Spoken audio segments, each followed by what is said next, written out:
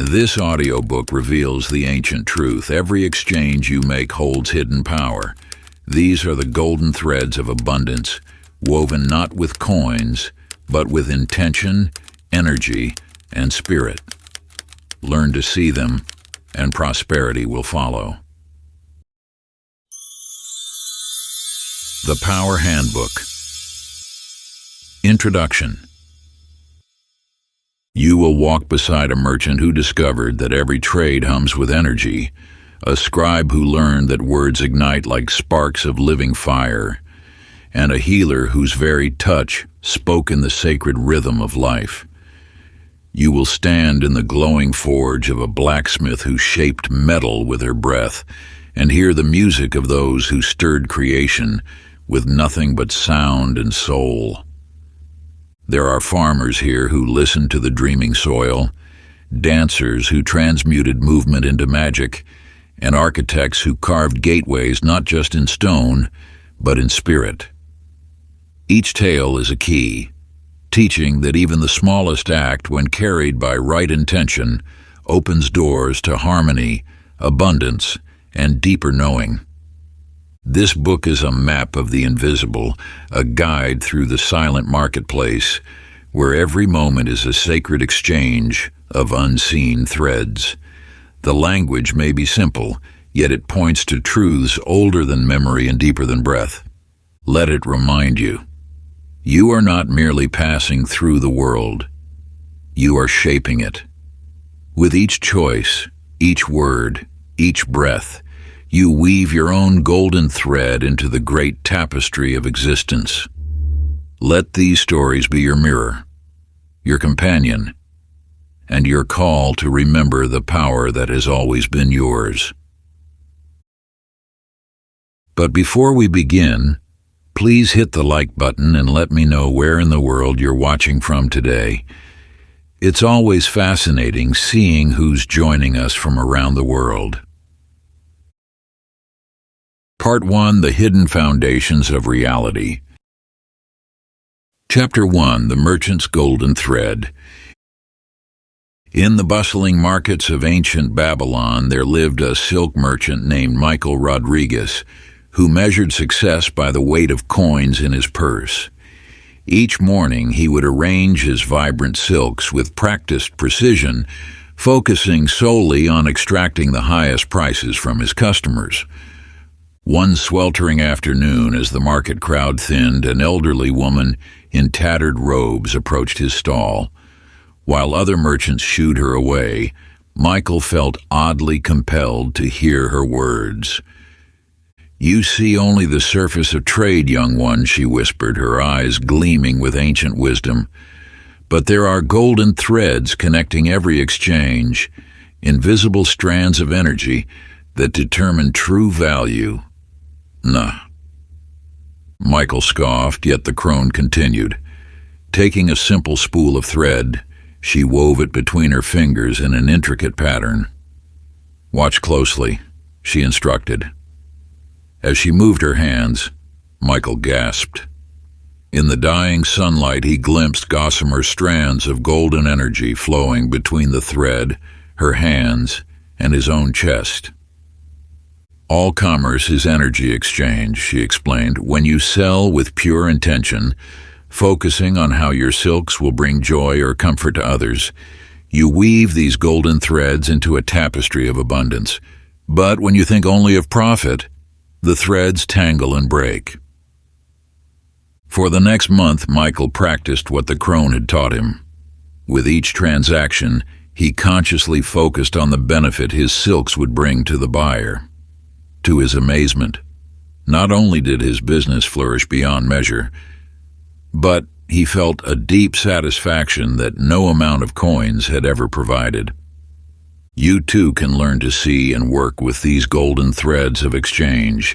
They flow through every interaction, every transaction, every relationship.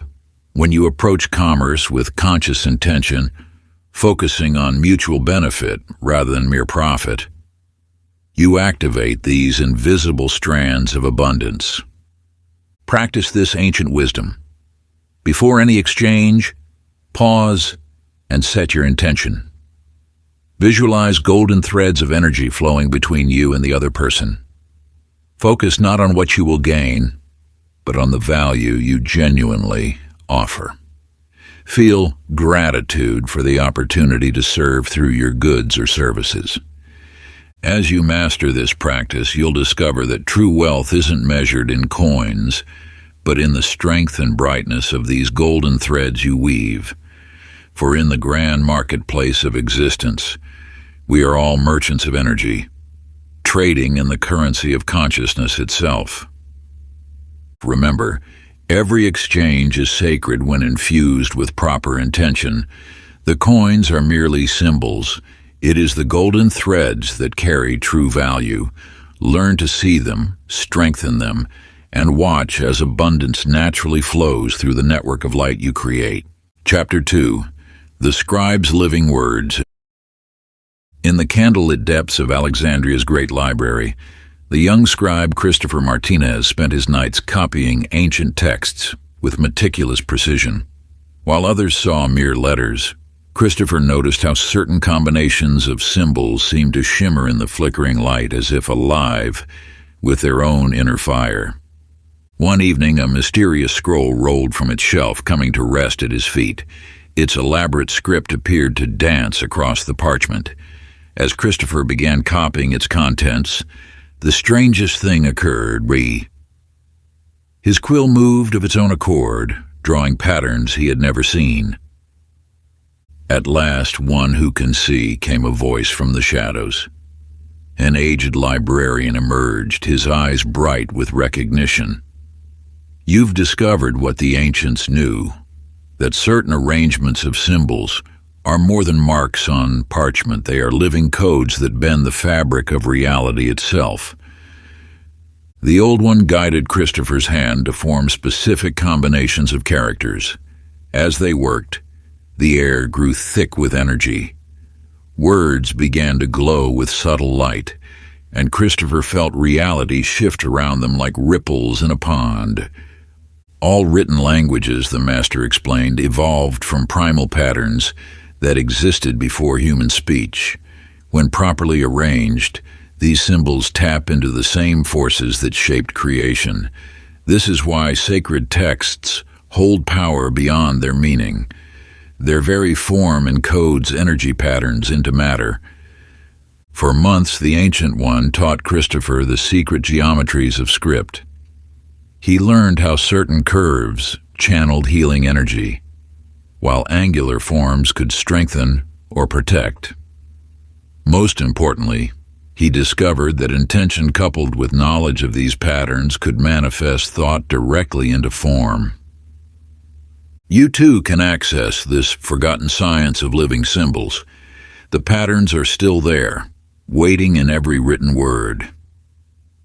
Begin by observing how different scripts make you feel. Notice which shapes draw your eye, which combinations resonate in your body. Practice this wisdom. Before writing anything of importance, center yourself in stillness. Visualize energy flowing through your hand into each character you form. Pay attention to how certain combinations of letters seem to vibrate with their own life force. Trust your intuition about which patterns feel powerful. Remember, all written words carry energy, but conscious intention activates their deeper power. When you write with awareness of these living patterns, your words become more than communication. They become keys that unlock the very architecture of reality. For in truth, the universe itself is written in living script, and we are all scribes, learning to copy its sacred text.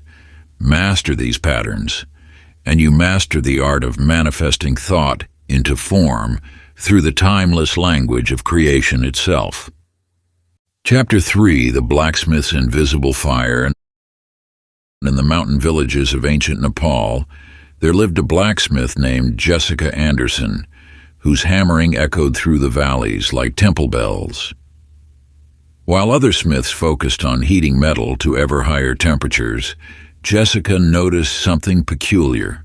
Sometimes her finest works emerged when her forge burned lowest.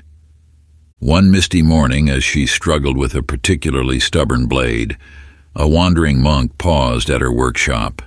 He watched in silence as she fought to shape the metal, her frustration growing with each strike. "Your breath," he said softly. "It fights against the steel's spirit." Jessica looked up, puzzled. The monk approached her forge and demonstrated a strange breathing pattern: in through his nose for 4 counts, hold for 7, out through his mouth for 8. As he breathed, the air around him seemed to shimmer with an invisible heat.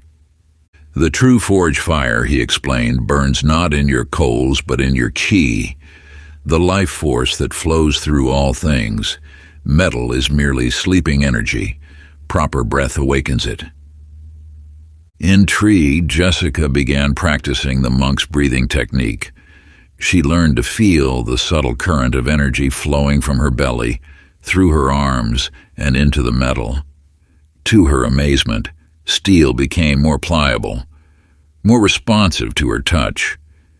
Even the physical flames of her forge seemed to dance in harmony with her breath. The ancients knew, the monk later revealed, that masterful smithing is not about dominating metal with fire, but dancing with its inner essence through the breath of life itself. Over the seasons, Jessica discovered that different breathing patterns produced different effects in the metal. Slow, deep breaths made steel more flexible. Quick, sharp breaths added strength and edge. Most surprisingly, when she achieved perfect breath harmony, she could shape metal at temperatures far lower than she once thought possible. You too can learn to work with this invisible fire. It flows not just through metal, but through all matter, waiting to be awakened by conscious breath. Begin with this practice. As you face any resistant element in your life, breathe in for 4 counts, hold for 7, release for 8. Feel the energy building in your core, flowing through your hands, transforming obstacles into opportunities.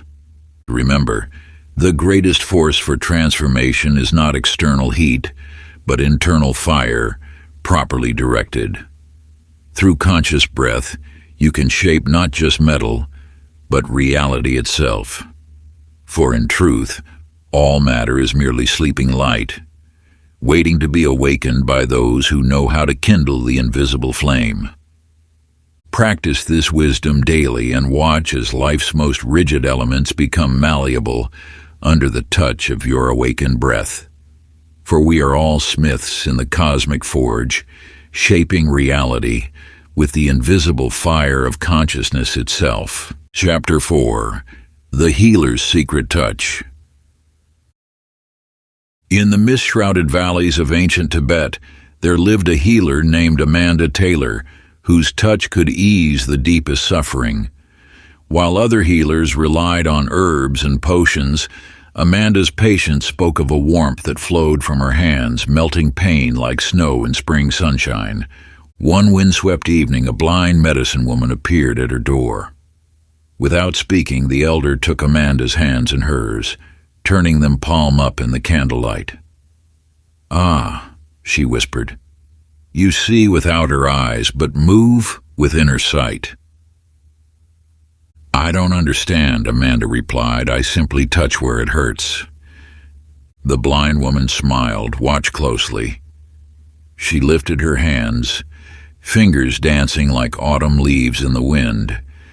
As she moved, Amanda gasped. Trails of luminous energy followed each gesture, weaving patterns in the air. All healing, the elder explained, is simply the dance of life force through specific movements. Your hands unconsciously speak the body's ancient language. For 3 seasons, the blind woman taught Amanda the sacred geometries of healing touch. She learned how circular motions gathered energy, while straight lines directed its flow. She discovered that each finger channeled different healing frequencies and that the space between her hands could become a vessel for consecrated life force. Most healers, the elder taught, think they must push energy into the patient, but true healing comes from learning to listen with your hands, to feel where the body's own energy seeks to flow, and simply opening the channels through sacred gestures.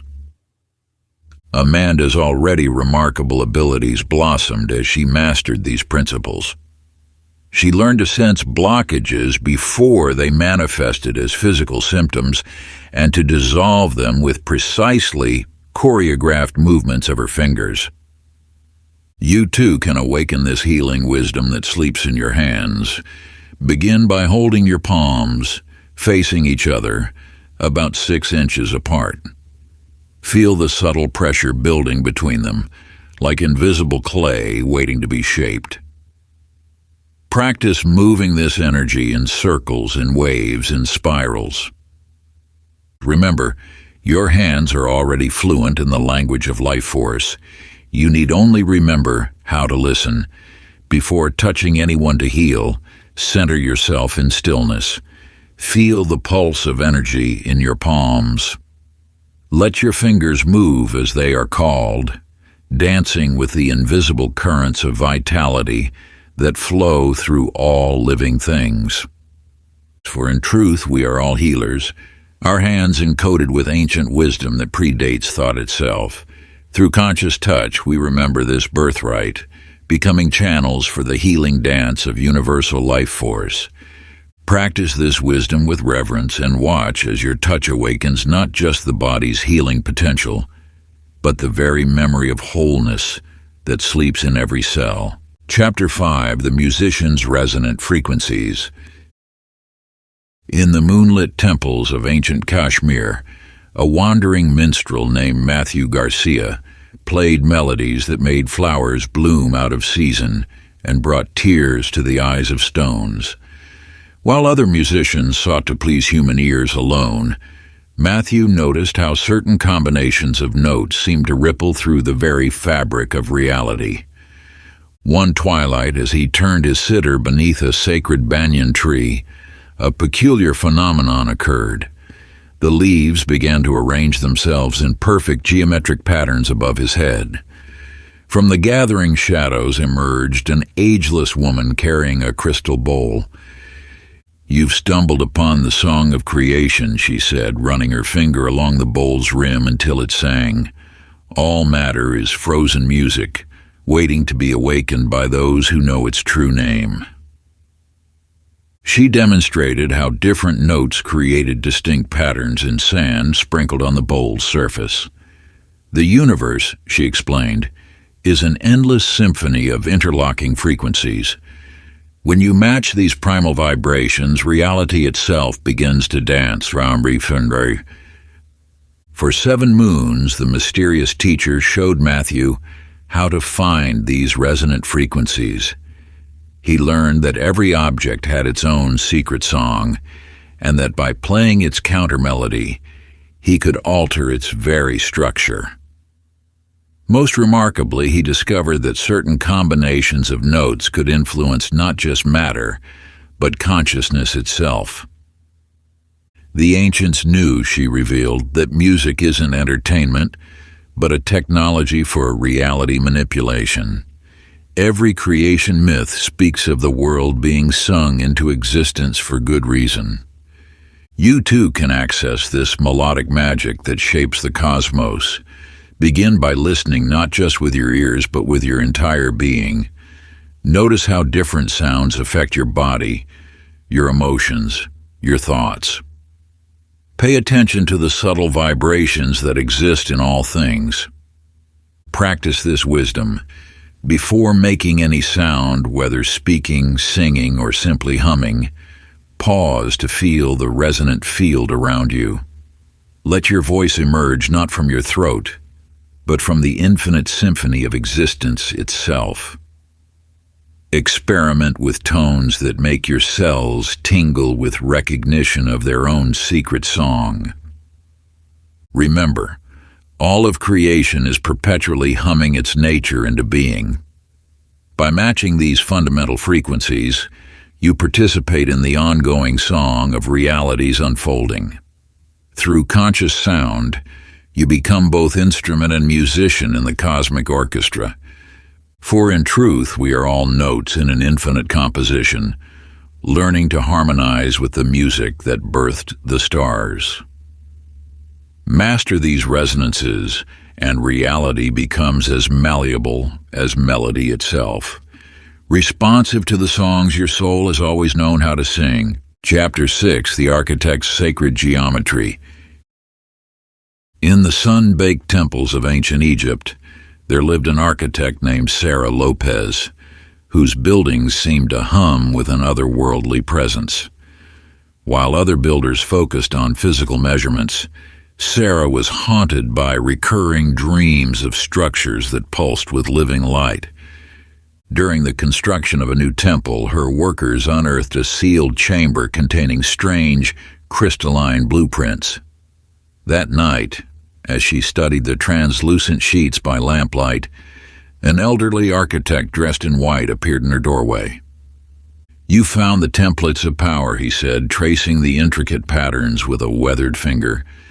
"The ancients knew that sacred buildings are not mere shelters, but instruments for focusing the cosmos itself."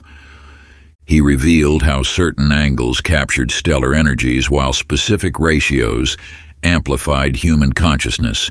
Using sand and cord, he demonstrated the hidden mathematics that turned simple stones into transformative devices.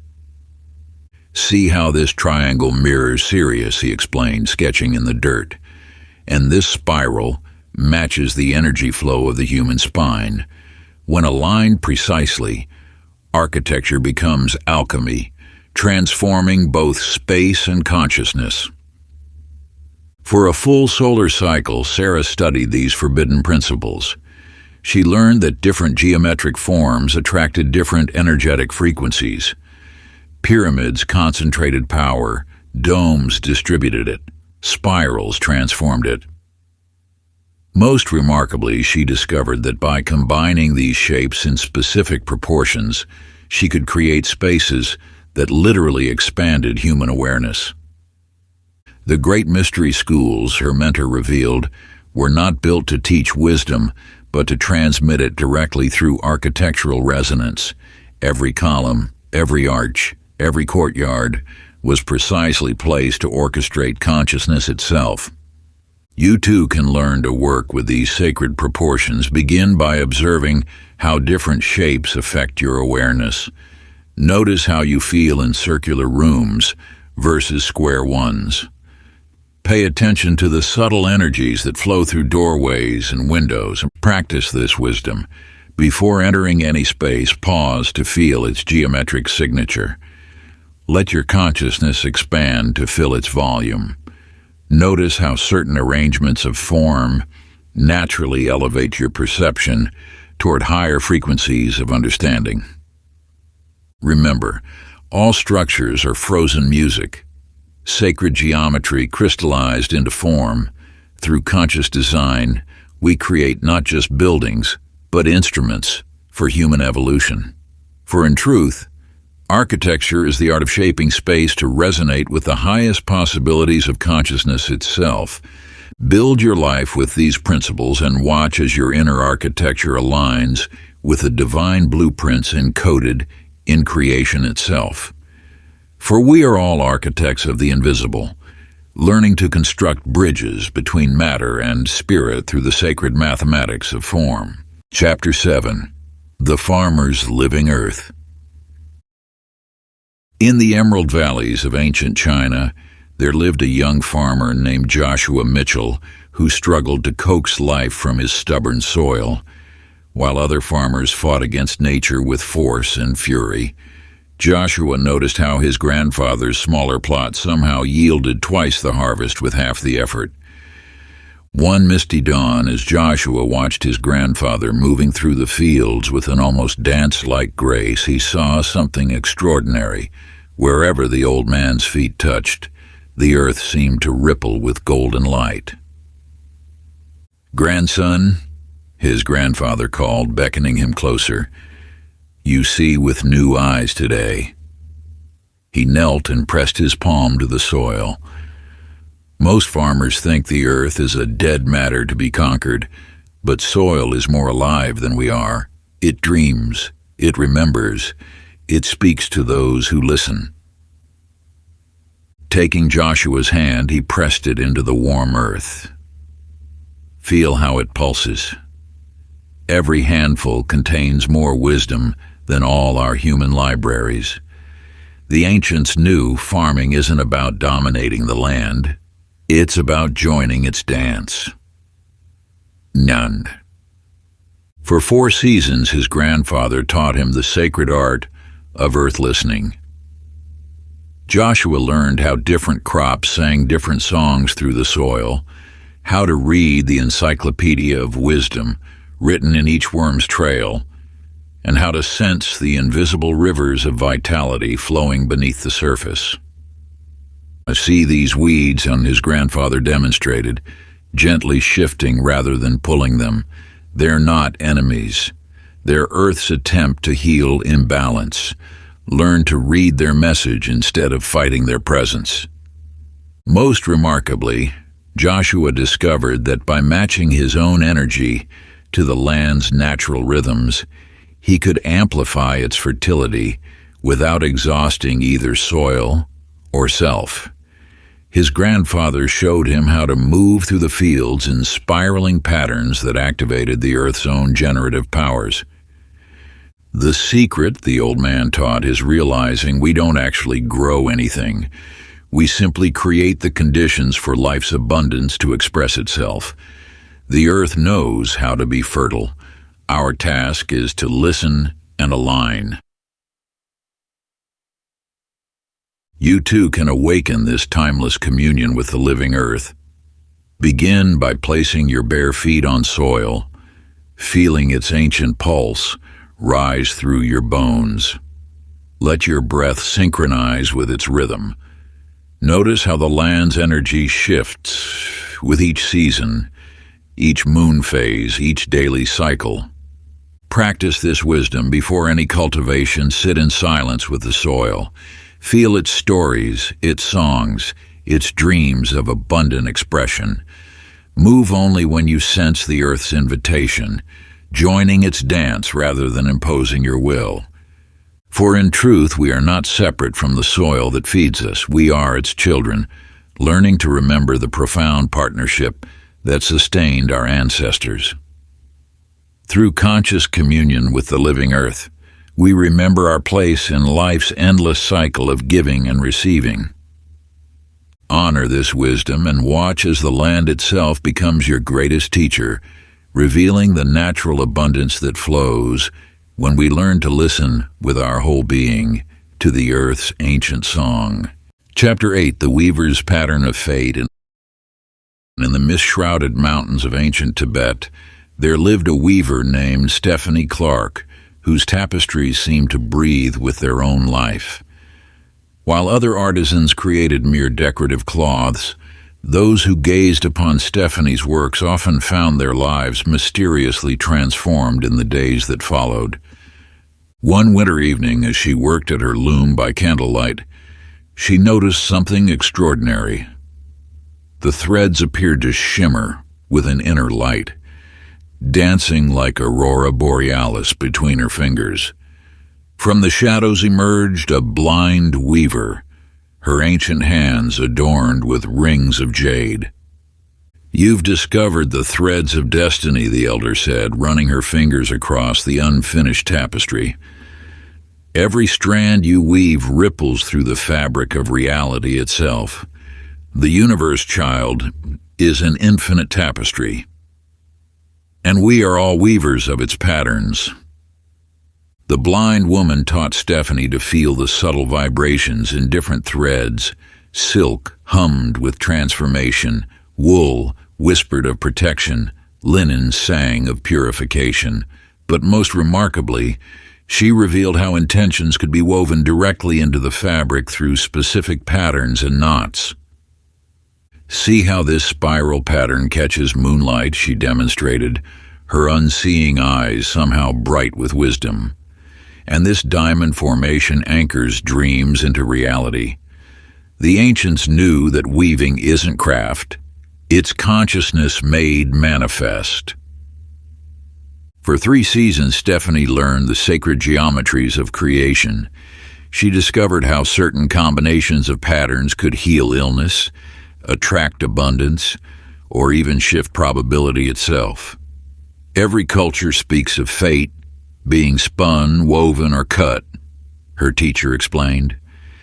These are not mere metaphors, but reflections of a deeper truth.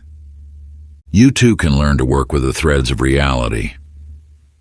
Begin by observing the patterns in your own life, the recurring themes, the rhythmic cycles, the interconnected events. Notice how changing one element shifts the entire design. Practice this wisdom. Before any important action, visualize it as a thread being woven into the greater tapestry of existence. Feel how it connects to other threads, how it influences the overall pattern. Choose your movements as carefully as a weaver selects their strands. Remember, all of reality is an interconnected weaving of energy and intention. Through conscious creation, we participate in the cosmic loom that spins existence itself. For in truth, we are all weavers of destiny, learning to craft our reality one thread at a time. Work with these principles and watch as the tapestry of your life begins to shimmer with sacred purpose.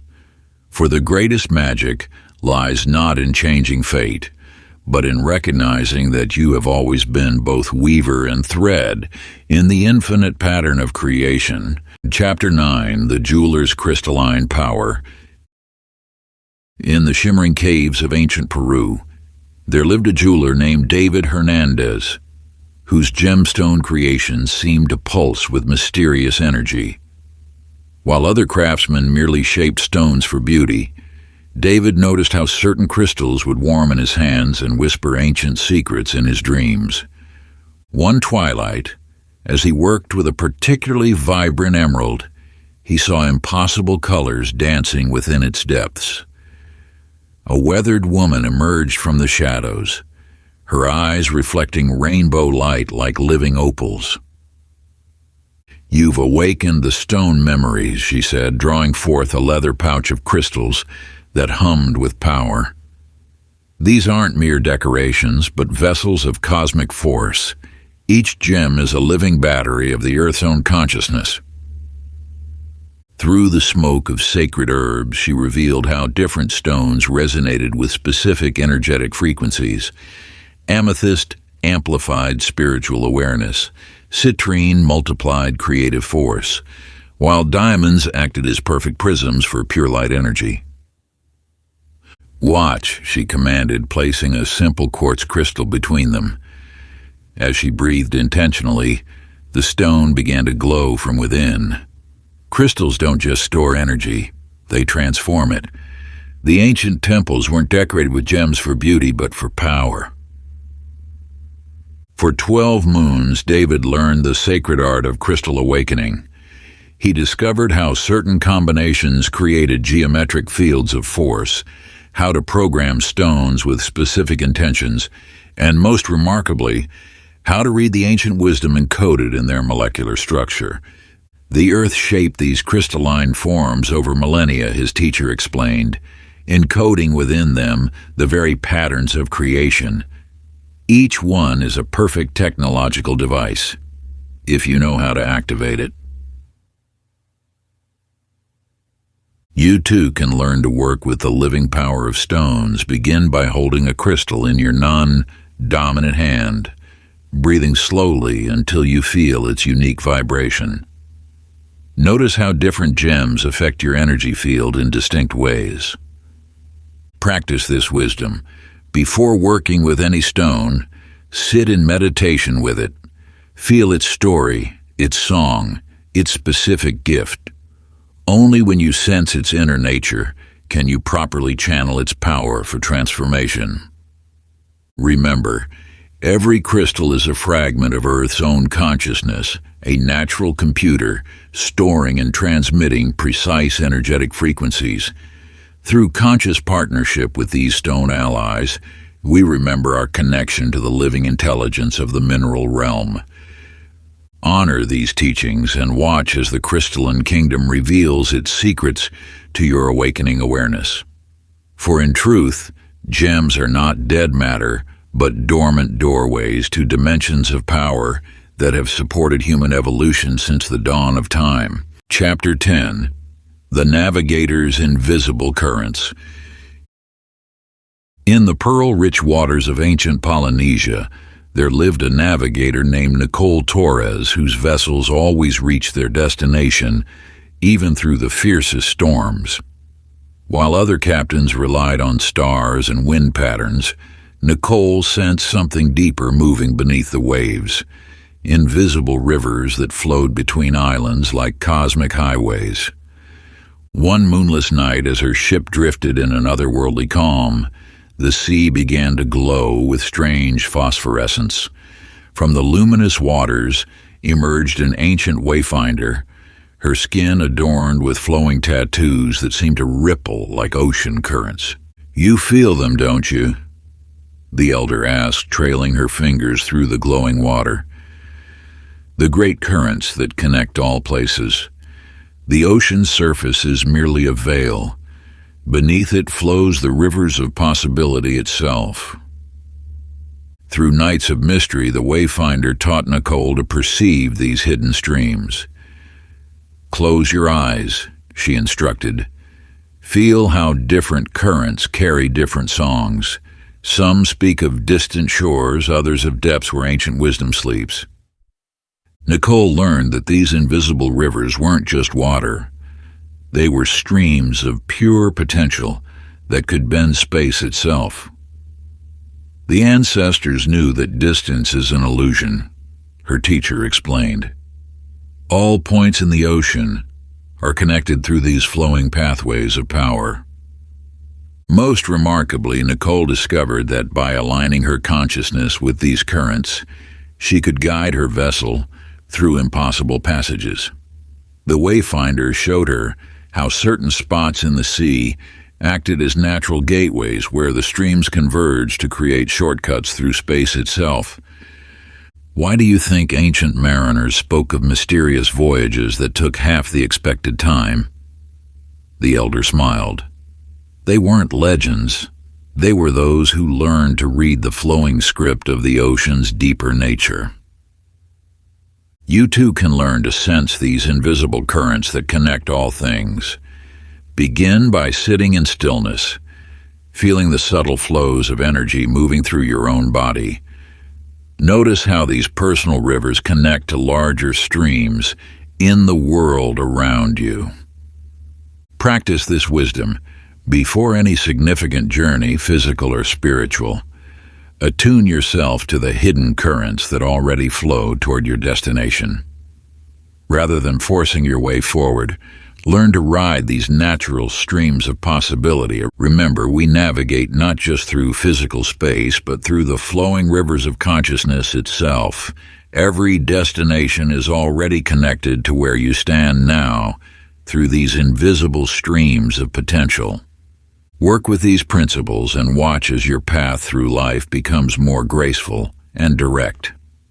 For in truth, we are all wayfarers on the cosmic ocean, learning to read the flowing patterns that guide us home to our highest destiny. Part 2, The Sacred Art of Energetic Creation. Chapter 11, The Philosopher's Thought Forms. In the mist-veiled valleys of ancient Greece, there lived a philosopher named Daniel Thompson, whose contemplations seemed to ripple through reality itself. While other scholars debated abstract theories, those near Daniel often reported seeing strange shimmering forms materializing in the air around him as he pondered deeply. One autumn evening, as he meditated beneath an ancient olive tree, the air began to crystallize into geometric patterns of light. From between the shadows stepped a hermit sage, his eyes reflecting the same ethereal geometries that danced in the space around them. "You've discovered the architecture of thought," the sage said, gesturing to the luminous forms. These are not mere ideas, but living entities born from concentrated consciousness. Every focused thought creates ripples in the fabric of existence. Through nights of revelation, the hermit taught Daniel to observe how different types of thoughts generated distinct energetic structures. See how fear creates jagged, dark formations, he demonstrated, while love weaves spheres of golden light. The ancients knew that thoughts aren't abstract. They're the building blocks of reality. Daniel learned that by holding certain concepts with unwavering focus, he could generate thought forms with specific purposes. Simple shapes brought material effects, while complex philosophical constructs could alter the very nature of consciousness in an area. Why do you think temples and sacred sites feel different? The sage asked. Centuries of concentrated spiritual thought have created permanent structures in the subtle realms that continue to influence physical reality. Most remarkably, Daniel discovered that multiple minds focusing on the same concept could create thought forms of tremendous power. This is the hidden truth behind all group prayer and ritual, his teacher explained. Unified thought doesn't just affect consciousness, it reshapes the material world. You too can learn to work with the architecture of thought. Begin by observing how different mental states create distinct sensations in your body and the space around you. Notice how your thoughts seem to ripple outward, affecting the atmosphere itself. Practice this wisdom before any important contemplation. Clear your mental space and focus with unwavering attention. Feel how your concentrated thought begins to take form in the subtle realms before manifesting in the physical. Remember, every thought is a living blueprint that shapes reality. Through disciplined consciousness, we participate in the ongoing creation of existence itself, for in truth, we are all architects of reality, learning to build our world through the sacred geometry of mind. Work with these principles and watch as your thoughts gain the power to reshape reality itself. For the greatest magic lies not in thinking new thoughts, but in recognizing that consciousness itself is the primary substance of creation. Chapter 12, The Dancer's Kinetic Alchemy. In the sacred temple complexes of ancient Cambodia, there lived a dancer named Elizabeth Rivera, whose movements could transform the very atmosphere of a space. While other performers created beauty through motion, those who watched Elizabeth reported feeling their burdens and sorrows mysteriously transmuted into pure light.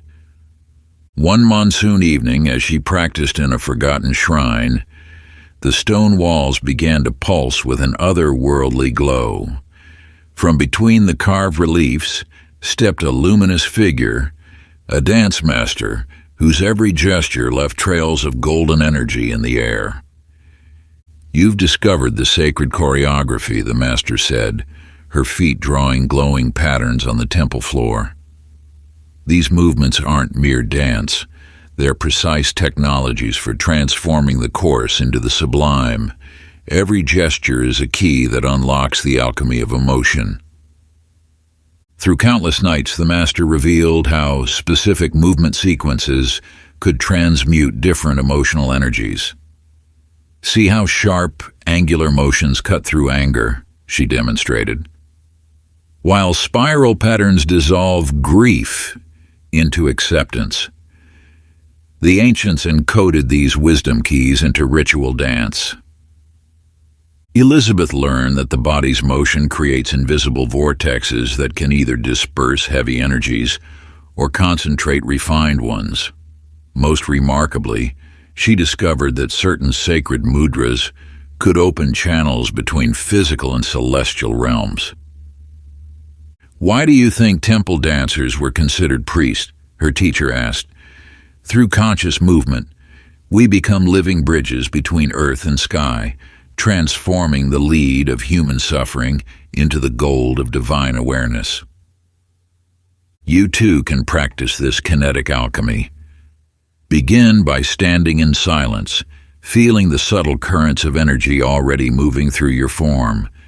Notice how different gestures create distinct sensations and emotional shifts. Practice this wisdom. Before any movement sequence, ground yourself in breath and intention. Feel how each gesture can either release what's heavy or invoke what's luminous. Let your body become a living vessel for transformation. Remember, every movement is a prayer, every gesture a spell of becoming. Through conscious dance, we remember that our bodies are sacred instruments for transforming consciousness itself. Work with these principles and watch as your movements gain the power to transmute leaden emotions into golden light.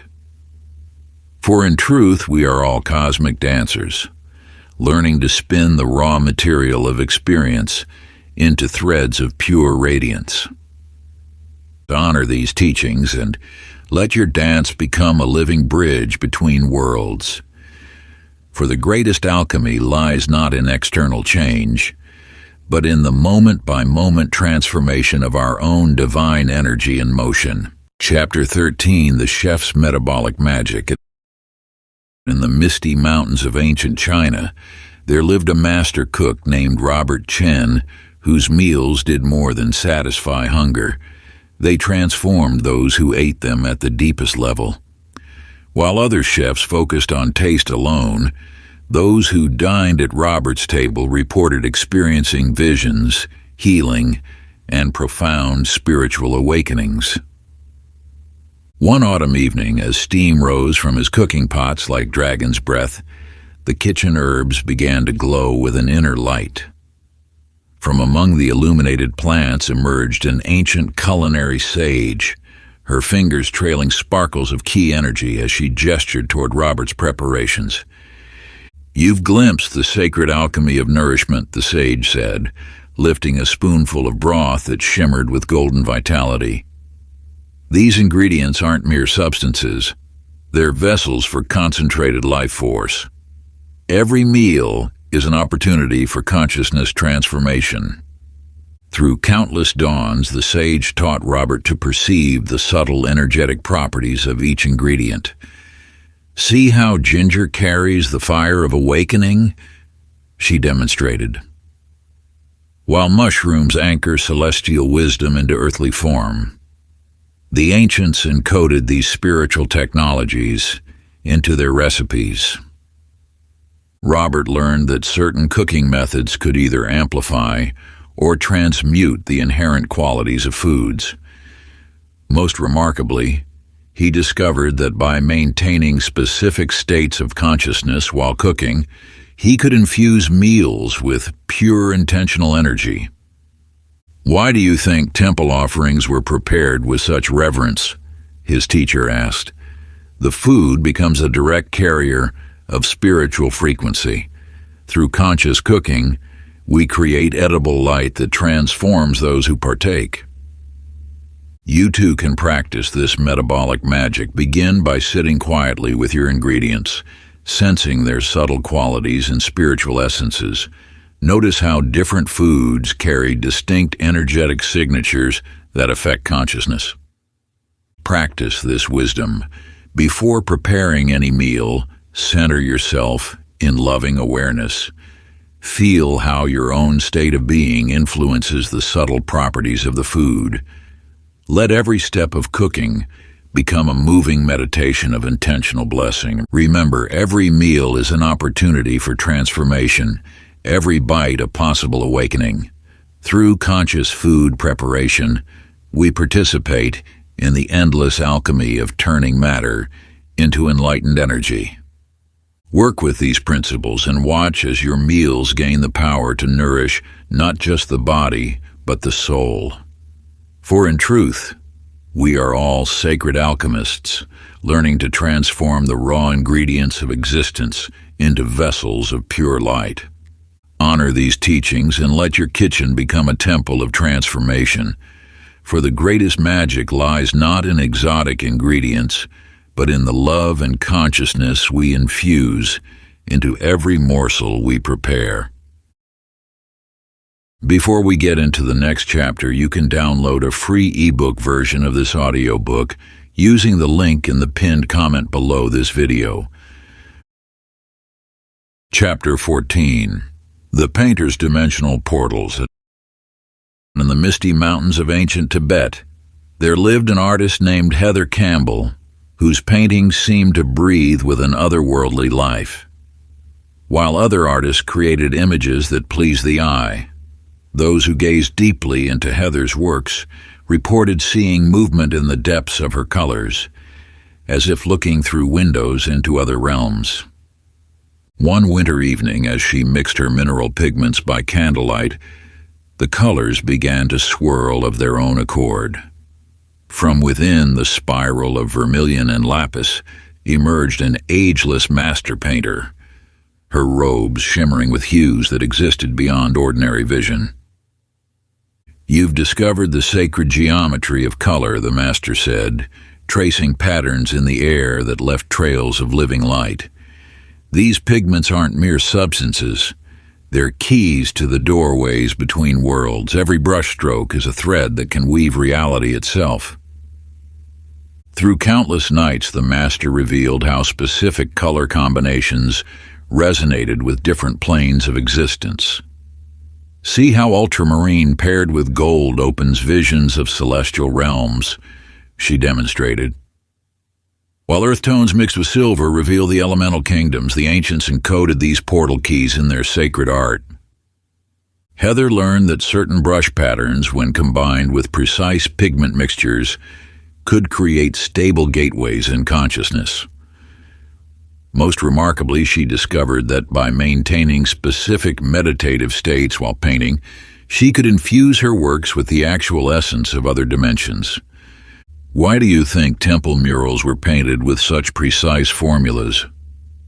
her teacher asked. "They're not decorations. They're functioning portals that thin the veils between worlds. Through conscious painting, we create windows into the infinite.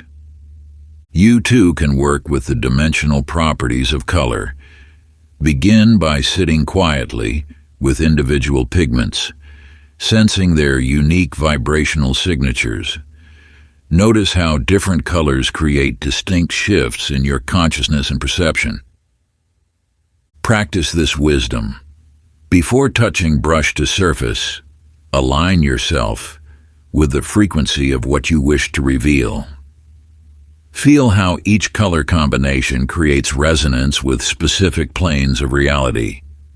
Let every brushstroke become a deliberate weaving of dimensional threads. Remember, every painting is a potential portal, every color a key to unseen realms. Through conscious artistry, we participate in revealing the multidimensional nature of existence itself. Work with these principles and watch as your art gains the power to open doorways between worlds. For in truth, we are all sacred artists, learning to paint with the light of infinite dimensions. Honor these teachings and let your creative space become a temple of revelation. For the greatest artistry lies not in technical skill alone, but in our ability to make visible the invisible realms that surround us always. Chapter 15. The Storyteller's Reality Weaving. In the lush valleys of ancient Kashmir, there lived a storyteller named Jason Kumar, whose tales did more than entertain. They reshaped the very fabric of reality around his listeners. While other narrators sparked imagination, those who experienced Jason's stories found their lives mysteriously transformed, as if his words had planted seeds that grew into new possibilities. One twilight evening, as he recited beneath an ancient banyan tree, the air began to shimmer with threads of golden light. From between the dancing shadows emerged an ethereal figure, a keeper of tales, whose words materialized as living scenes around him. "You've touched the sacred art of story weaving," the keeper said. his whispered words creating ripples of light that formed fleeting images. These tales aren't mere entertainment. They're seeds of possibility planted in the collective dream of humanity. Every story told with power becomes reality somewhere. Through countless moons, the Keeper revealed how specific narrative patterns could alter the flow of probable futures. See how circular tales create cycles of renewal, he demonstrated. While the hero's journeys forged new paths in consciousness, the ancients encoded these reality-shaping tools in their myths. Jason learned that certain story structures could bypass the rational mind and speak directly to the deep wells of collective awareness. Most remarkably, he discovered that by maintaining specific states of consciousness while telling tales, he could actually weave new threads into the tapestry of existence. "Why do you think the most ancient stories persist through time?" his teacher asked. "They're not just metaphors. They're active technologies for programming the matrix of reality. Through conscious storytelling, we become co-creators of the world dream." You too can practice this narrative sorcery. Begin by sitting quietly with an ancient tale, feeling how its rhythms and patterns resonate in your being. Notice how different story structures create distinct shifts in consciousness and possibility. Practice this wisdom. Before sharing any tale, align yourself with the reality you wish to nurture. Feel how each word carries the power to plant seeds in the collective field. Let every story become a conscious act of world weaving, and remember, every tale told is a spell cast, every narrative a thread in reality's loom. Through conscious storytelling, we participate in the endless dreaming of existence into being. Work with these principles and watch as your words gain the power to reshape probable futures. For in truth, we are all sacred storytellers, learning to whisper new worlds into manifestation. Honor these teachings and let your voice become an instrument of transformation. For the greatest magic lies not in mere entertainment, but in the conscious wielding of narrative to expand the boundaries of what's possible. Chapter 16: The Perfumer's Emotional Triggers. In the aromatic gardens of ancient Persia, there lived a master perfumer named Tiffany Patel, whose fragrances did more than please the senses. They wielded the power to transform consciousness itself. While other artisans blended pleasing scents, those who experienced Tiffany's creations found themselves transported to transcendent states of being. One moonlit evening, as she distilled precious oils in her aromatic sanctuary, the incense smoke began weaving unusual patterns in the air. From within the fragrant mist emerged an ageless essence worker, her form seemingly composed of shifting aromatic clouds. "You've discovered the sacred language of scent," the essence worker said, releasing waves of enlightening fragrance with each word. "These aromatics aren't mere pleasantries. They're keys to the emotional architecture of consciousness. Every scent strikes a specific chord in the symphony of awareness." Through countless seasons, the master taught Tiffany to perceive the subtle vibrational properties of each essence. "Notice how jasmine opens the heart's inner chambers," she demonstrated, "while frankincense elevates thought toward divine realms." The ancients encoded these consciousness technologies in their temple incense recipes. Tiffany learned that certain scent combinations could instantly shift brainwave patterns and emotional states. Most remarkably, she discovered that by maintaining specific meditative awareness while creating blends, she could infuse them with transformative intention. "Why do you think sacred ceremonies always involve precise aromatic formulas?" her teacher asked. "Scent is the most direct path to consciousness. Through conscious fragrance crafting, We orchestrate the very currents of human experience. You too can work with this aromatic alchemy. Begin by sitting quietly with individual essential oils, sensing their unique effects on your awareness. Notice how different scents create distinct shifts in your emotional and mental state. Practice this wisdom. Before blending any essences, center yourself in clear intention. Feel how each aromatic combination creates specific alterations in consciousness. Let every drop become a deliberate note in the symphony of transformation. Remember, every fragrance is a key to awareness, every blend a potential awakening. Through conscious scent creation, we participate in the eternal dance of consciousness evolution. Work with these principles and watch as your aromatic creations gain the power to transform states of being. For in truth, we are all sacred essence workers, learning to craft bridges between ordinary and enlightened awareness. Honor these teachings and let your aromatic sanctuary become a temple of transformation. For the greatest perfumery lies not in pleasing scents alone, but in the conscious wielding of fragrance to elevate human consciousness. Chapter 17, The Mason's Energetic Foundations.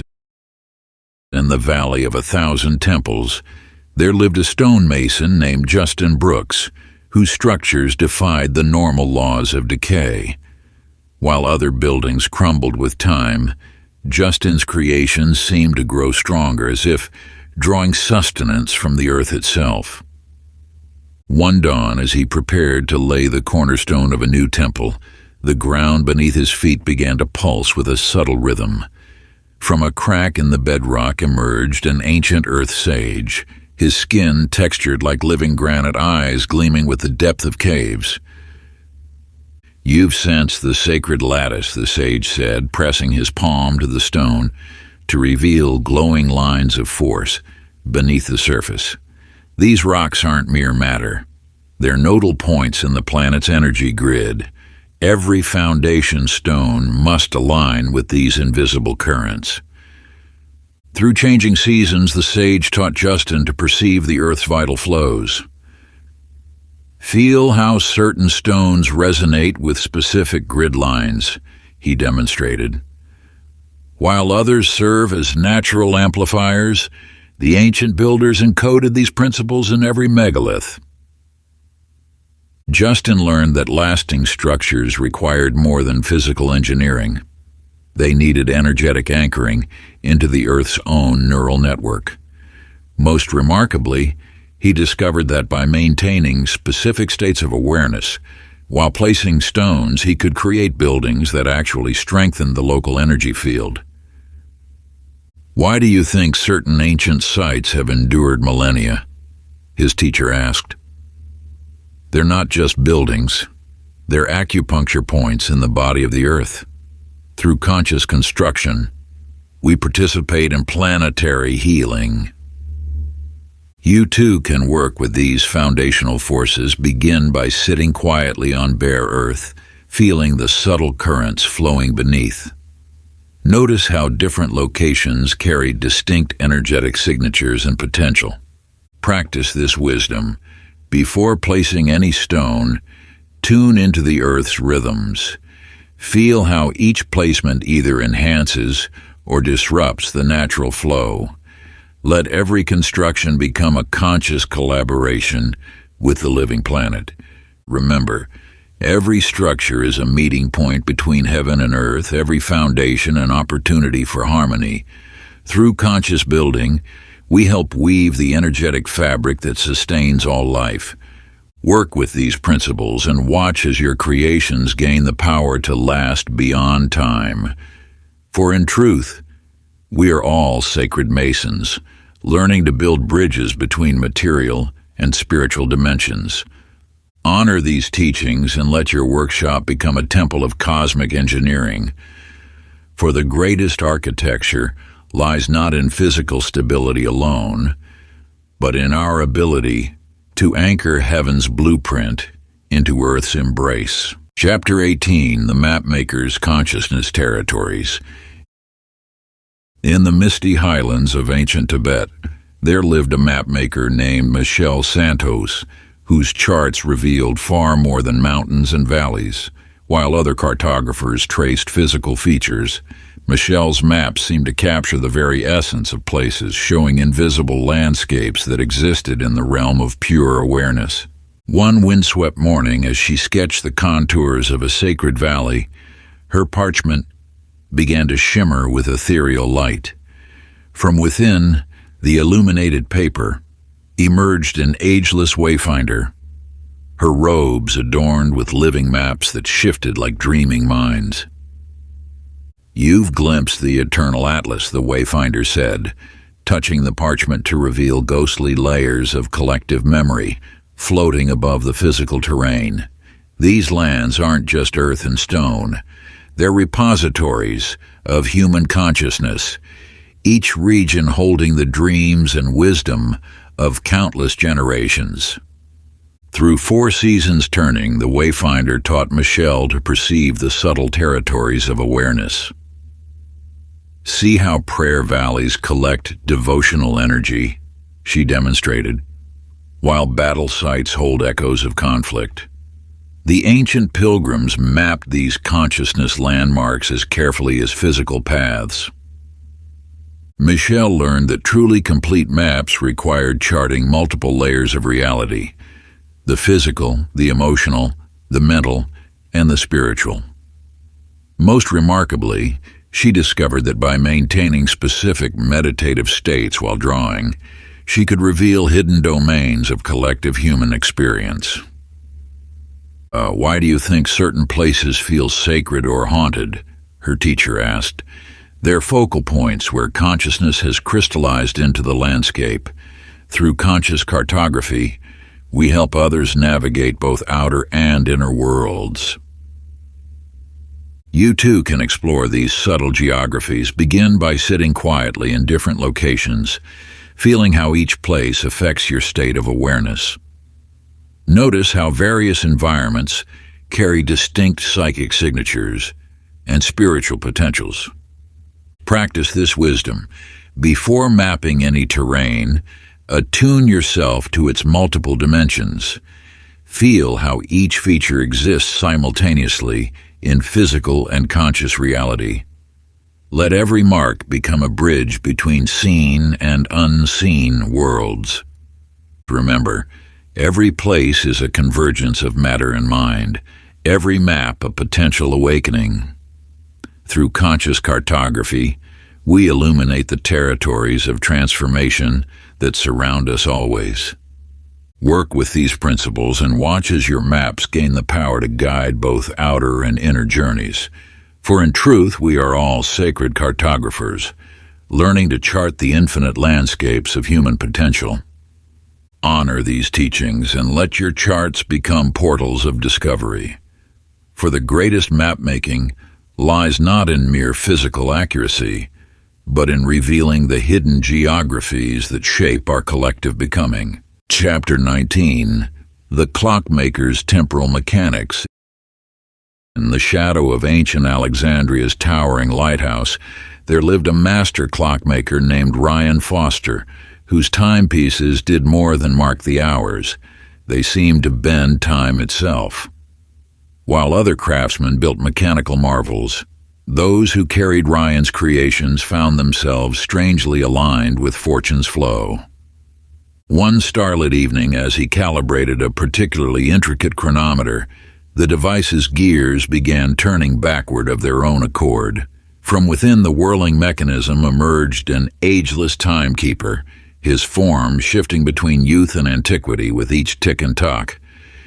"You've touched the eternal clockwork," the keeper said, revealing a pocket watch whose face showed not hours, but the spiraling dance of cosmic cycles.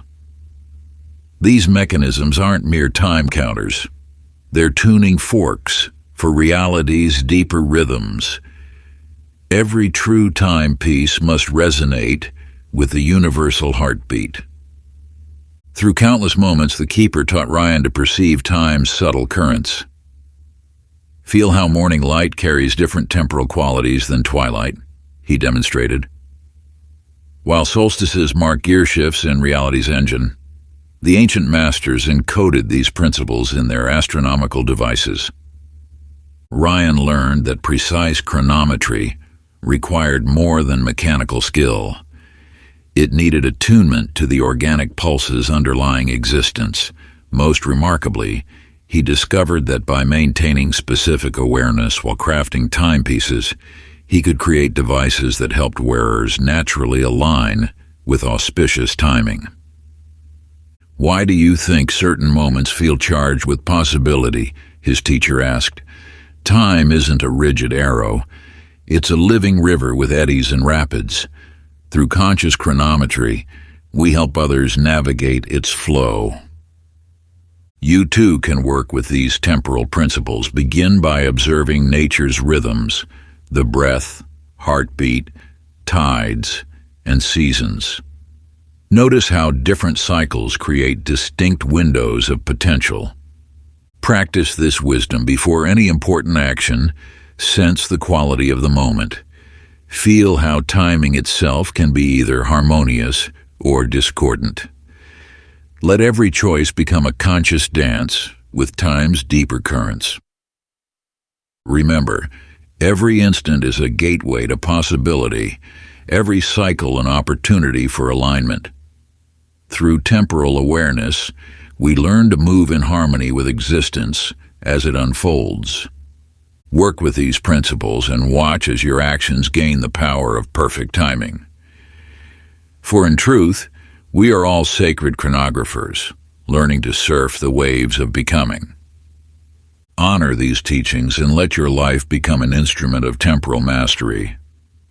For the greatest precision lies not in mechanical accuracy alone, but in our resonance with the cosmic dance of time itself. Chapter 20, The Diplomat's Energetic Negotiations.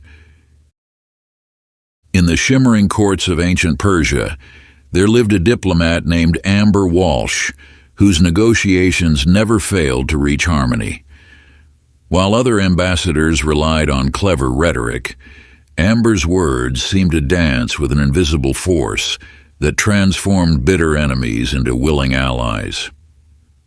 One moonlit evening, as she prepared for a crucial peace council, the silk curtains of her chamber began to undulate with strange purpose. From between their flowing folds stepped forth an ethereal mediator, her form composed of interweaving lights that pulsed with each spoken word. "You've discovered the threads of a cord," the mediator said, gesturing to reveal glowing strands connecting all present beings. "These negotiations aren't mere exchanges of words. They're dances of pure energy. Every true agreement must harmonize these invisible forces." Through many delicate discussions, the mediator taught Amber to perceive the subtle currents flowing beneath all communication. "See how fear creates crimson knots in the energy field," she demonstrated, "while trust weaves golden bridges." The ancient peace weavers worked with these patterns, not just words. Amber learned that lasting agreements required more than diplomatic skill. They needed conscious attunement to the energetic exchanges between hearts. Most remarkably, she discovered that by maintaining specific awareness during negotiations, she could help opposing forces find their natural point of resonance. "Why do you think some treaties last while others crumble?" her teacher asked. "Words are but ripples on the surface. True peace emerges when energy fields align. Through conscious diplomacy, we help others discover their inherent harmony." You too can master these principles of energetic negotiation. Begin by observing the invisible exchanges in everyday conversations. Notice how different emotional states create distinct energetic signatures that affect all parties involved. Practice this wisdom. Before any important discussion, attune yourself to the underlying energy patterns. Feel how each word either harmonizes or disrupts the field. Let every interaction become an opportunity to weave threads of genuine understanding. Remember, every conversation is a meeting of energy fields, every agreement a synchronization of forces. Through conscious communication, we transform conflict into cooperation at the deepest level. Work with these principles and watch as your words gain the power to bridge any divide. For in truth, we are all sacred mediators, learning to align the infinite patterns of human connection. Honor these teachings and let your voice become an instrument of universal harmony. For the greatest diplomacy lies not in clever argument, but in our ability to help others discover their natural resonance with truth itself. Part 3, The Return to Mastery.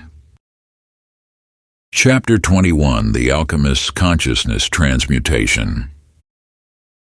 In the hidden valleys of ancient Tibet, there lived an alchemist named Brian Kim, who spent his days among bubbling vessels and swirling vapors. While other practitioners sought to transform lead into gold, Brian noticed something peculiar. Each failed experiment somehow altered his own consciousness instead of the metals before him. One frost-touched morning, as purple fumes rose from his crucible in an unusual spiral, they coalesced into the form of an ageless sage whose body seemed composed of living quicksilver. The sage's eyes held galaxies within them, and his voice rippled like liquid light. "You've stumbled upon the great work's true nature," the Mercury Master said, gesturing at Brian's equipment. "These vessels and elements are merely training wheels. The real laboratory is your own awareness, and the true transformation occurs within." Through 7 cycles of the moon, the Quicksilver Sage taught Brian to understand alchemy's deeper meaning. "Watch how heating the metals mirrors the firing of neural pathways," he demonstrated, "while dissolution reflects the breaking down of rigid thought patterns." The ancient masters encoded consciousness-raising techniques in chemical metaphors. Brian learned that each alchemical process represented a stage of inner awakening. Calcination burned away the ego's dross. Dissolution softened mental barriers. Separation refined discernment. Conjunction unified disparate aspects of self. Most remarkably, he discovered that maintaining specific states of consciousness during his work produced tangible shifts in both his awareness and the physical realm. "Why do you think we speak of transmuting lead into gold?" his teacher asked with a mercurial smile. "The heavy weight of the ordinary mind contains within it the luminous potential of awakened consciousness. Through inner alchemy, we release what was always there." You too can practice this subtle science. Begin by observing how different thoughts and emotions create distinct energetic states within you. Notice how mental patterns can be as rigid as metal or as fluid as mercury. Practice this wisdom. Before seeking to change anything external, work first with your own consciousness. Feel how awareness itself can be refined and purified. Let every moment become an opportunity for inner transmutation. Remember, every thought is raw material for transformation. Every challenge is an alchemical vessel. Through conscious practice, we learn to transmute the lead of limitation into the gold of enlightened awareness. Work with these principles and watch as your consciousness undergoes its own metamorphosis. For in truth, we are all sacred alchemists, learning to transform the very substance of our being. Honor these teachings and let your life become a laboratory of awakening. For the greatest alchemy lies not in changing physical elements, but in realizing the divine nature that was always present within. Chapter 22, The Oracle's Probability Streams. In the misty mountains of ancient Delphi, there lived an oracle named Amy Nakamura, whose prophecies differed from all others.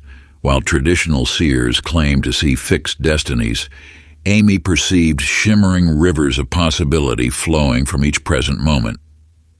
One evening, as she meditated beside the sacred spring, the water began moving against gravity, forming a crystalline ladder reaching into darkness. From these liquid steps descended a being of pure potential, its form constantly shifting between all possible versions of itself.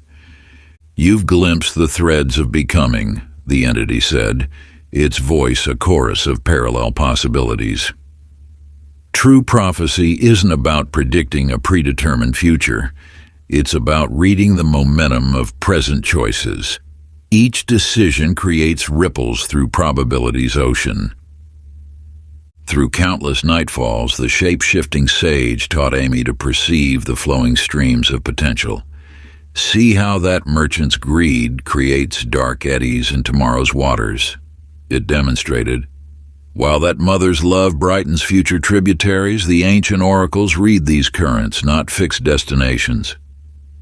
Amy learned that accurate foresight required more than mystical vision. It needed precise attunement to the energetic patterns flowing from each choice and intention. Most remarkably, she discovered that by maintaining specific awareness while reading these streams, she could help others understand how their present actions shape tomorrow's possibilities. "Why do you think some prophecies manifest while others fade?" her teacher asked, rippling through infinite forms. "The future isn't carved in stone. It's liquid with potential. Through conscious prophecy, we illuminate the paths of greatest resonance." You too can work with these prophetic principles. Begin by observing how your current choices create distinct energetic signatures that flow into future moments. Notice how different intentions set various possibilities into motion.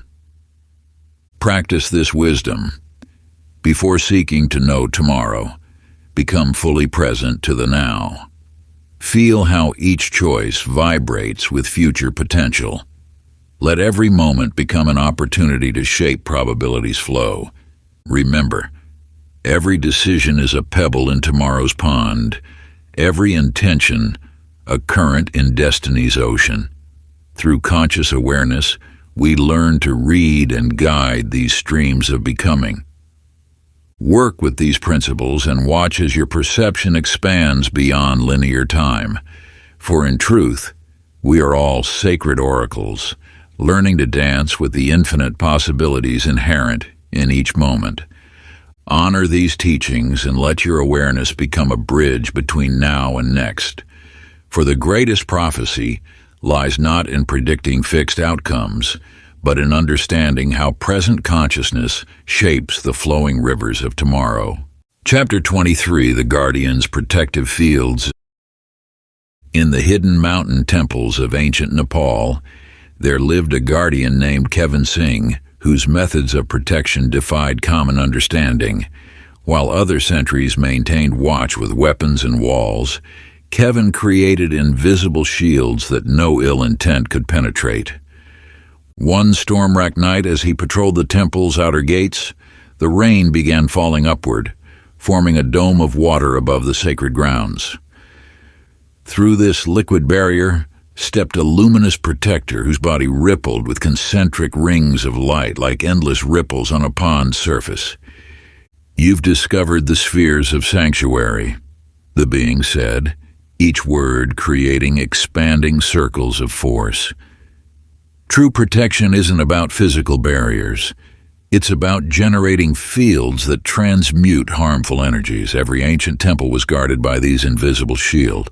Through many moons, the radiant guardian taught Kevin to weave protective fields from pure awareness. Notice how fear creates jagged tears in the energy field, they demonstrated, while calm attention weaves an impenetrable lattice. The temple guardians of old worked with these patterns, not just stone and steel. Kevin learned that lasting protection required more than vigilance. It needed conscious generation of beneficial force fields. Most remarkably, he discovered that by maintaining specific states of awareness, he could create barriers that didn't just block negative energies but transformed them into healing light. "Why do you think some sanctuaries feel so peaceful?" his teacher asked, pulsing with protective power. "Physical walls are but symbols. True safety emerges from fields of transmuted energy. Through conscious guardianship, we create spaces where darkness itself becomes light." You too can master these principles of energetic protection. Begin by observing the quality of energy in different spaces. Notice how various emotional and mental states affect the subtle atmosphere around you. Practice this wisdom before seeking to defend any space or person.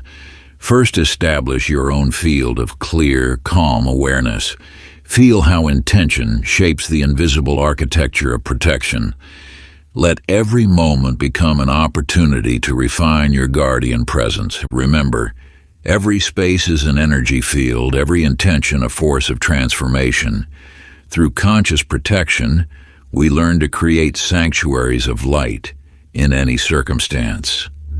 Work with these principles and watch as your presence becomes a shield of transmuting power. For in truth, we are all sacred guardians, learning to transform discord into harmony through the subtle art of energy mastery. Honor these teachings and let your awareness become a force of protective transformation. For the greatest defense lies not in resistance, but in our ability to transmute all energies into light. Chapter 24, The Teacher's Consciousness Transfer. In the serene bamboo forests of ancient China, there lived a teacher named Rachel Lee, who taught unlike any other. While fellow instructors recited texts and assigned tasks, Rachel had discovered that true understanding flowed directly from mind to mind, like water seeking its own level. One misty dawn, as she sat in her meditation garden, the morning dew began to glow with an inner light. Each droplet became a perfect sphere of luminescence, and within them appeared the form of an ancient instructor, whose body seemed composed of pure knowing. Their eyes held the collected wisdom of 1,000 generations. "You've glimpsed the transmission of direct understanding," the radiant teacher said, each word somehow appearing in Rachel's awareness without passing through her ears. True teaching isn't about filling minds with information. It's about creating resonance between consciousnesses. Every great master taught through direct transmission. Through countless seasons, the luminous sage taught Rachel the art of consciousness bridging. "See how forcing knowledge creates resistance?" they demonstrated, while shared awareness allows natural absorption. The legendary teachers of antiquity understood this secret. Rachel learned that genuine teaching required perfect attunement between instructor and student. Most remarkably, she discovered that by maintaining specific frequencies of consciousness, she could share understanding that transcended language and culture, flowing directly from awareness to awareness. "Why do you think some teachings touch the heart while others only reach the mind?" her mentor asked, glowing with pedagogical power. "Words are but carriers. True learning happens in the space between thoughts. Through conscious resonance, we awaken what students already know, deep within." You too can work with these principles of direct transmission. Begin by observing how understanding naturally flows when minds are in harmony. Notice how different states of consciousness affect the transfer of wisdom. Practice this wisdom. Before attempting to teach anything, first establish resonance with your students' awareness. Feel how shared consciousness creates bridges of understanding. Let every interaction become an opportunity for direct transmission. Remember, every moment of teaching is an energy exchange, every lesson a dance of resonant awareness. Through conscious instruction, we learn to share understanding beyond the limitations of words. Work with these principles and watch as your teaching transforms into pure transmission. For in truth, we are all sacred instructors, learning to share wisdom through the subtle art of consciousness bridging. Honor these teachings and let your awareness become a clear channel for understanding. For the greatest teaching lies not in accumulating knowledge, but in awakening the wisdom that already exists within all beings. Chapter 25, The Inventor's Manifestation Principles. In the bustling markets of ancient Damascus, there lived an inventor named Stephen Park, who created wonders unlike any other craftsman. While others laboriously sketched designs and tested prototypes, Stephen had discovered a way to pull complete innovations directly from the realm of pure potential. One moonless night, as he sat frustrated in his workshop, his tools began to float and dance, arranging themselves into impossible geometric patterns. Through these shifting forms stepped a radiant being whose body seemed composed of countless incomplete inventions, each morphing endlessly into the next. "You've discovered the workshop of infinite possibility," the entity said, its voice harmonizing with the hum of creation itself. True invention isn't about logical deduction. It's about aligning consciousness with solutions that already exist in potential form. Every legendary inventor accessed this space. Through countless dawns, the shape-shifting master taught Stephen to perceive the shimmering blueprints of unrealized innovations. "See how forcing solutions creates only variants of what exists?" they demonstrated. "While opening to potential reveals what wants to be born." The great creators of antiquity knew this secret. Stephen learned that genuine invention required perfect stillness of mind, allowing solutions to emerge fully formed from the field of all possibilities. Most remarkably, he discovered that by maintaining specific states of consciousness, he could retrieve complete innovations that solve problems in elegantly unexpected ways. "Why do you think some inventions seem to arrive in dreams?" his teacher asked, flickering through infinite forms. "The material world is but the final stage. True creation happens first in the realm of pure potential. Through conscious receptivity, we midwife new realities into being." You too can work with these principles of manifestation. Begin by observing how solutions often appear when you stop actively seeking them. Notice how different states of mind affect your access to innovative insights. Practice this wisdom. Before attempting to solve any problem, first enter a state of receptive awareness. Feel how solutions exist before they manifest. Let every challenge become an opportunity to draw from infinite potential. Remember, every invention first exists in possibility. Every innovation awaits its moment of birth. Through conscious creation, we learn to manifest what wants to emerge through us. Work with these principles and watch as solutions appear with elegant simplicity. For in truth, we are all sacred inventors, learning to bridge the gap between potential and manifestation.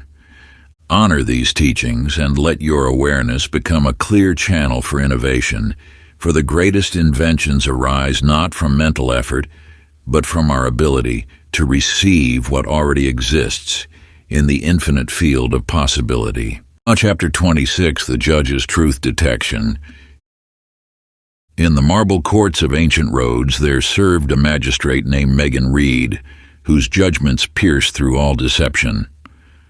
While other judges relied on testimony and evidence, Megan had discovered how to read the luminous patterns of truth that surrounded every speaker. One fateful afternoon, as she presided over a difficult case, the courtroom's shadows began to pulse with colored light. Through these chromatic waves appeared a figure whose form shifted between scales of justice and pure radiance, each movement revealing deeper layers of truth. "You've glimpsed the patterns of veracity," the being said, its voice resonating with crystalline clarity. "True justice isn't about weighing contradicting claims. It's about perceiving the energetic signatures that reveal all truth. Every legendary judge possessed this sight." Through countless trials, the luminous arbiter taught Megan to read the subtle frequencies of truth and falsehood. "Notice how deception creates discordant ripples in the speaker's energy field," they demonstrated, "while truth flows in perfect harmony. The great judges of old saw beyond words to these eternal patterns." Megan learned that genuine justice requires attunement to the invisible architectures of truth. Most remarkably, she discovered that authentic remorse generated distinct healing frequencies, while calculated regret produced jarring dissonance that no clever words could disguise. "Why do you think some cases feel instantly clear, while others cloud judgment?" her mentor asked, radiating pure discernment. "Words can weave illusions, but energy never lies. Through conscious perception, we reveal what truly resides in each heart." You too can develop this refined perception. Begin by observing how truth and deception feel different in your body. Notice how various statements affect the subtle atmosphere around their speaker. Practice this wisdom. Before making any judgment, first align with your deepest sense of truth. Feel how different qualities of intention create distinct energetic signatures. Let every interaction become an opportunity to refine your discernment. Remember, every word carries an energetic pattern. Every intention leaves an invisible trace. Through conscious observation, we learn to read the true story behind all appearances. Work with these principles and watch as your perception reveals what lies beneath the surface. For in truth, we are all sacred judges, learning to distinguish light from shadow through the subtle art of energy reading. Honor these teachings and let your awareness become a clear mirror of truth. For the greatest justice flows not from rigid rules, but from our ability to perceive and respond to the eternal patterns of authenticity. Chapter 27, The Merchant's Abundance Flows. In the opulent bazaars of ancient Samarkand, there lived a peculiar merchant named Mark Chang, who traded not in silk or spices, but in possibilities. While other traders haggled over prices, Mark had discovered the invisible currents of abundance that flowed like golden rivers through the marketplace. One windswept evening, as he counted his day's earnings, the coins began to dance and spin, transforming into shimmering droplets of light. Through this cascade of luminescence stepped a radiant being whose robes seemed woven from the essence of prosperity itself, each fold revealing endless wealth in infinite forms. "You've discovered the streams of eternal abundance," the entity said, its voice rich with the music of countless successful exchanges. "True wealth isn't about accumulation. It's about aligning with the natural flow of universal prosperity. Every legendary merchant rode these currents. Through countless market days, the luminous master taught Mark to perceive the subtle currents of abundance. See how forcing profit creates resistance, they demonstrated, while flowing with abundance creates effortless wealth. The prosperous sages of antiquity understood this secret. Mark learned that genuine abundance required perfect alignment with these invisible rivers of prosperity. Most remarkably, he discovered that by maintaining specific frequencies of gratitude, he could tap into currents of wealth that transcended mere monetary exchange. "Why do you think some traders struggle while others seem blessed by fortune?" his mentor asked, radiating waves of golden light. "Money is but a symbol. True abundance flows from our resonance with universal prosperity. Through conscious alignment, we become channels for infinite wealth." You too can work with these principles of abundance. Begin by observing how wealth flows naturally when you align with its currents. Notice how different states of consciousness affect your relationship with prosperity. Practice this wisdom before seeking any gain. First, attune to the eternal flow of abundance. Feel how universal prosperity seeks expression through all things. Let every transaction become an opportunity to channel infinite wealth. Remember, every exchange is an energy flow. Every trade, a dance with universal abundance. Through conscious commerce, we learn to participate in the endless circulation of prosperity. Work with these principles and watch as abundance flows effortlessly through your life. For in truth, we are all sacred merchants, learning to align with the natural currents of universal wealth. Honor these teachings and let your awareness become a clear channel for prosperity. For the greatest abundance comes not from clever trading, but from our ability to flow with the eternal rivers of infinite possibility. Chapter 28, The Warrior's Invincible Strategy. In the mist-shrouded valleys of ancient Wu, there lived a military commander named Kimberly Powell, who won battles without drawing her sword. While other generals amassed armies and weapons, Kimberly had discovered how to perceive and redirect the invisible currents of conflict itself. One storm-laden dusk, as she studied battle maps in her tent, the candlelight began to pulse with strange rhythms. The shadows cast by her weapons transformed into flowing streams of force, and through these dark rivers stepped a being whose form shifted between warrior and wind, each movement revealing the true nature of power. "You've glimpsed the patterns of combat," the entity said, its voice both whisper and thunder. "True victory isn't about overwhelming force. It's about understanding and redirecting the energetic momentum that flows through all conflict. Every undefeated warrior mastered this art." Through countless skirmishes, the shape-shifting master taught Kimberly to read the subtle tides of battle. "See how resisting force creates only greater resistance," they demonstrated, turning aside a mighty blow with a gentle gesture. While flowing with energy allows redirection, the legendary warriors of old conquered by yielding. Kimberly learned that genuine strategy required perfect sensitivity to these invisible currents. Most remarkably, she discovered that by maintaining specific states of awareness, she could transform an opponent's aggression into the source of their own defeat. "Why do you think some battles are won before they begin?" her teacher asked, "becoming formless as mist. Physical combat is but the final expression. True victory is achieved first in the realm of energy. Through conscious engagement, we transform conflict into harmony." You too can work with these principles of strategic mastery. Begin by observing how force naturally flows and seeks balance.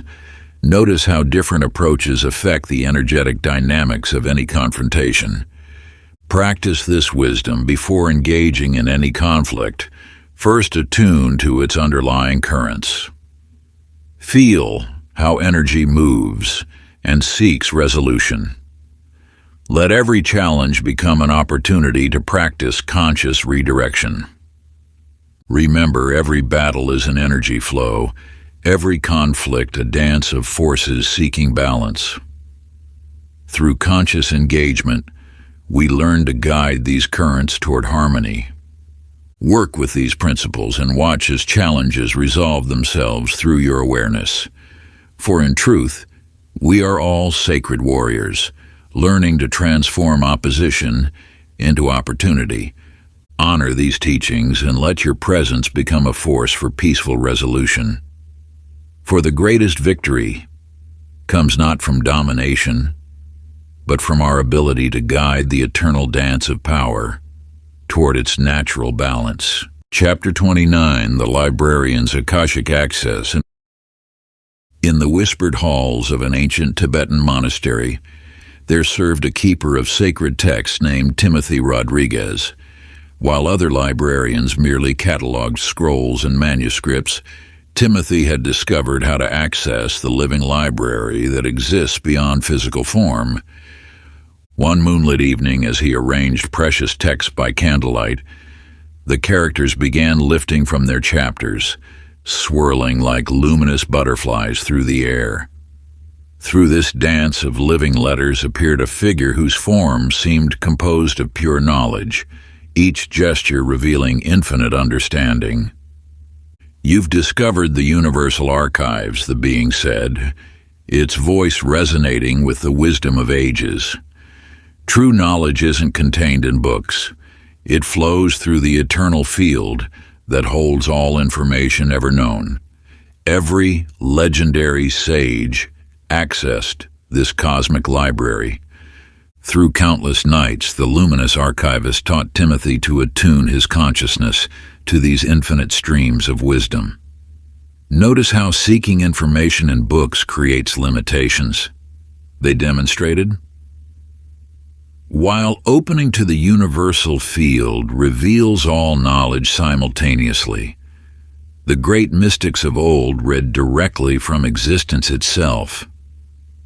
Timothy learned that genuine wisdom required perfect receptivity to these invisible currents of knowledge. Most remarkably, he discovered that by maintaining specific frequencies of awareness, he could instantly access any information that had ever existed or would exist.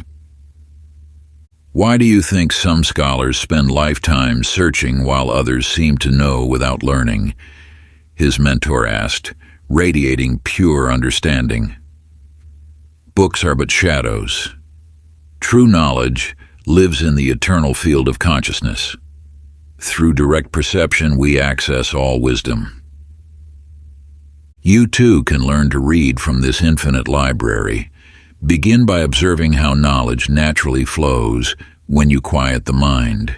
Notice how different states of consciousness affect your access to understanding. Practice this wisdom. Before seeking any information, first attune to the universal field of knowledge. Feel how all wisdom seeks expression through conscious awareness. Let every question become an opportunity to deepen your receptivity. Remember, every thought connects to infinite understanding. Every inquiry opens doors to boundless wisdom. Through conscious attention, we learn to read the eternal book of existence. Work with these principles and watch as knowledge flows effortlessly into your awareness. For in truth, we are all sacred librarians, learning to access the infinite archives of universal wisdom.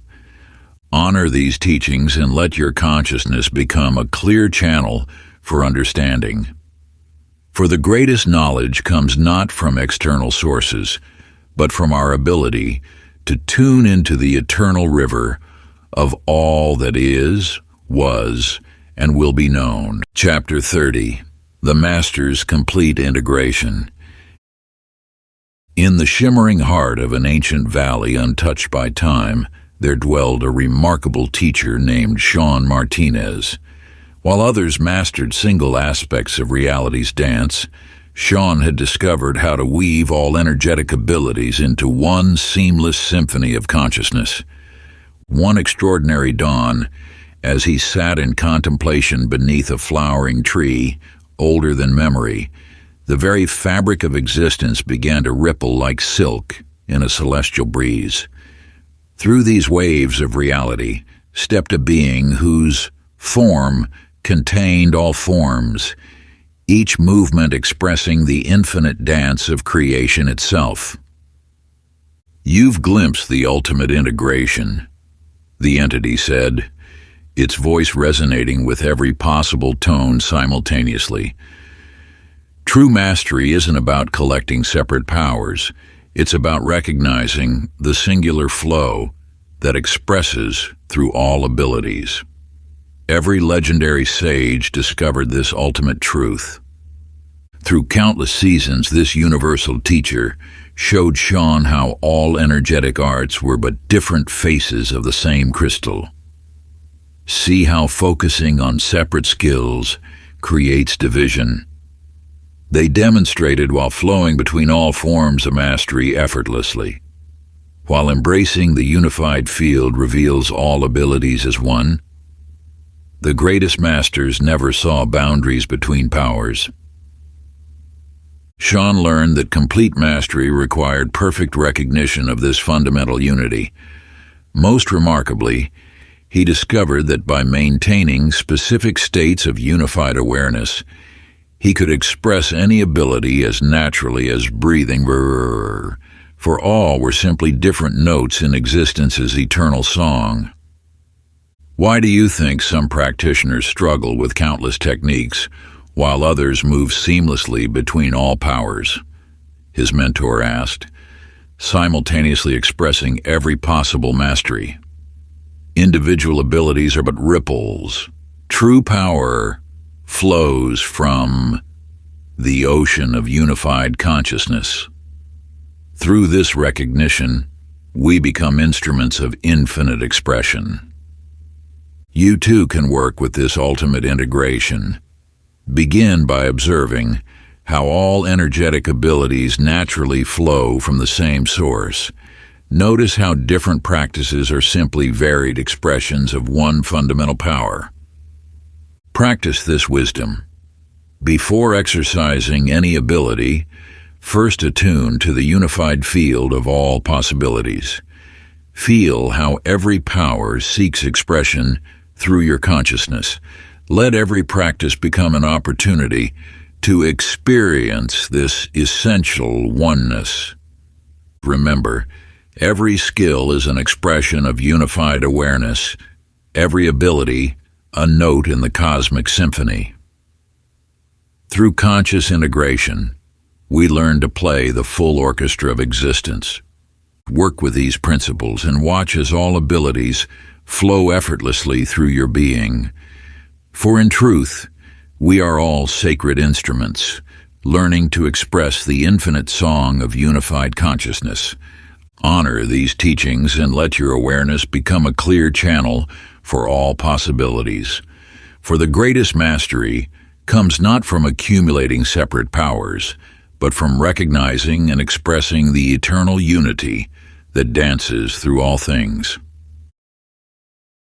If you enjoyed this audiobook, I created a free ebook version for you.